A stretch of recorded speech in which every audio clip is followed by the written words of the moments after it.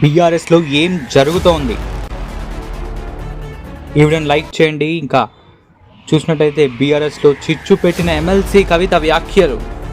తండ్రి కేసీఆర్కు తాను రాసిన లేఖ బయటకు రావడంపై ఎమ్మెల్సీ కవిత మరోసారి సంచలన వ్యాఖ్యలు చేశారు.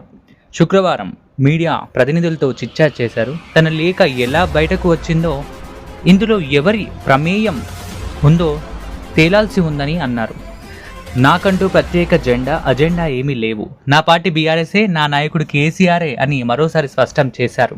పార్టీని కాపాడుకోవడమే తన ప్రధాన ఎజెండా అని చెప్పారు. పార్టీలో కేసీఆర్ నాయకత్వాన్ని తప్ప మరో నేత నాయకత్వాన్ని తాను ఒప్పుకునే ప్రసక్తే లేదని కుండ బద్దలు కొట్టారు. బీజేపీ వైపు బీఆర్ఎస్ చూడొద్దు, బీజేపీతో పొట్టు పెట్టుకొని బాగుపడ్డ పార్టీలు చరిత్రలో లేవని కీలక వ్యాఖ్యలు చేశారు. బీఆర్ఎస్ను బీజేపీలో విలీనం చేశామంటే అస్సలు ఒప్పుకునే ప్రసక్తే లేదని చెప్పారు.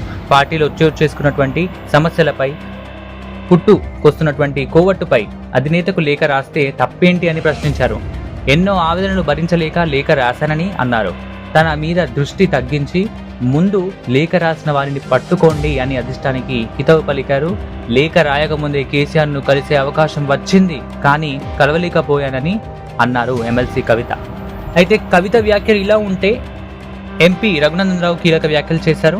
ఆ వ్యాఖ్యలు కూడా చూద్దాం ఇప్పుడు.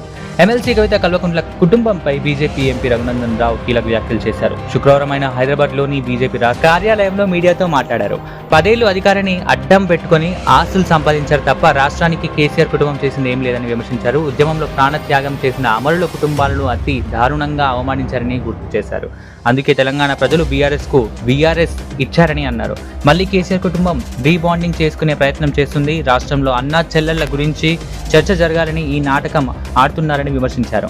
బీఆర్ఎస్ కాలం చెల్లిన పార్టీ అని, అందుకే ఒక్కొక్కరుగా ఆ పార్టీ నుంచి బయటకు వచ్చేందుకు ట్రై చేస్తున్నారని తెలిపారు. కవిత చెల్లని రూపాయి అని తీవ్ర విమర్శలు చేశారు.